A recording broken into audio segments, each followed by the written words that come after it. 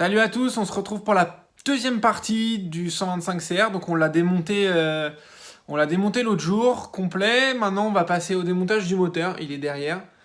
Voilà, on va voir l'état. J'espère qu'il n'y a pas trop de grosses choses à faire. On fera le piston, etc.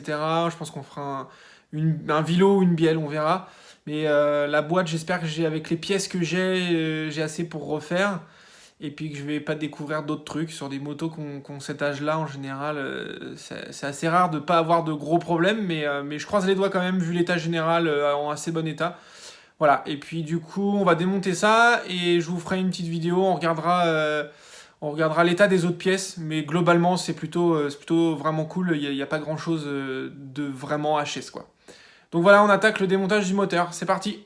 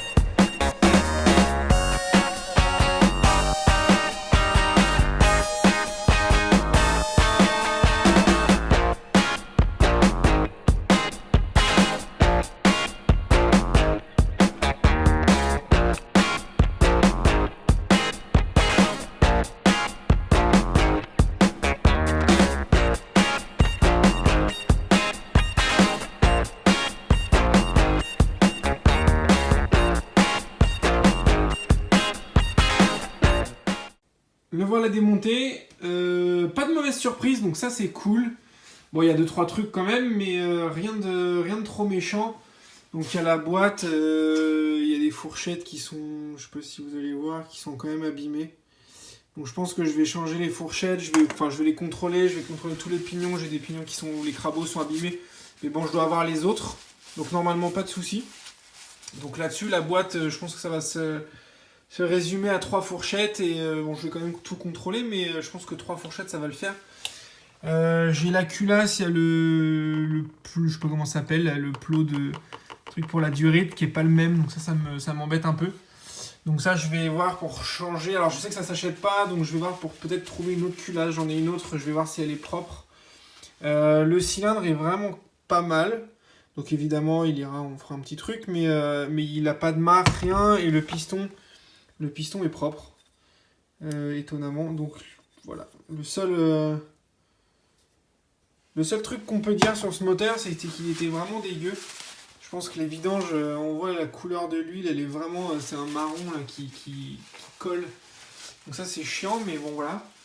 La cloche, l'embrayage il a l'air propre, les disques je vais les mesurer, voir ce que ça donne, mais bon la cloche elle est marquée quand même. Elle est quand même bien marquée, donc je sais pas si je vais la refaire, voir si on est toujours bien, ou si je vais la changer, je verrai, je pense que je la changerai quand même, vu ce que je voudrais faire, vraiment avoir un truc propre.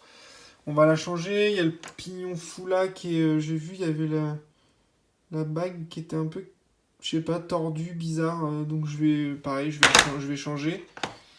Les valves, j'ai pas encore démonté, mais on contrôlera. Le vilebrequin, il est propre, la bielle est clean. Il n'y a pas de jeu, il n'y a rien. Donc je vais voir, je pense que je ferai une bielle quand même, histoire de repartir vraiment sur des trucs propres. Les carters sont nickel. Pas de casse, rien. Ils sont pas trop marqués, il n'y a pas trop de marques en dessous. Ça en dit long aussi sur le nombre d'heures d'une moto. Voilà, il n'y a pas trop de problèmes. Les roulements, on va les changer. On va forcément nettoyer tout ça. Refaire une peinture, on va changer les goujons, on va faire vraiment un coup de propre. Donc dans l'ensemble c'est plutôt cool, je pense que le moteur risque de pas trop me coûter cher. Donc ça c'est une bonne nouvelle. Donc voilà, donc je continue, on va tout nettoyer, il y en a pour un petit peu de temps. Tout nettoyer, on va préparer à peindre, commander les pièces, et puis dès qu'on a du nouveau, on se refait une petite vidéo sur une troisième partie. Je sais pas trop par là où je vais commencer, si je commence par faire le moteur, la partie cycle, les deux en même temps. Je vais voir selon mes finances, selon le temps, selon tout ça. Donc voilà, le moteur est toujours là, et regardez ce que j'ai reçu. Un petit kick, donc nickel. Bon, il est pas neuf, mais il a pas de jeu, il est propre, donc on va juste le nettoyer au vapor blasting, et puis ça devrait aller. Et j'ai reçu ça, la belle fourche. Donc c'est une fourche de CRF de 2012 qui est super clean. Elle est vraiment nickel. Donc on voit les bouchons sont pas marqués, le thé est super propre. Donc ça c'est vraiment cool. Les pieds de fourche ils sont nickel. Les tubes évidemment sont propres, pas de rayures, pas de marque, rien du tout. J'ai l'amortisseur de direction, donc je vais voir si je le conserve, si je le remonte ou pas.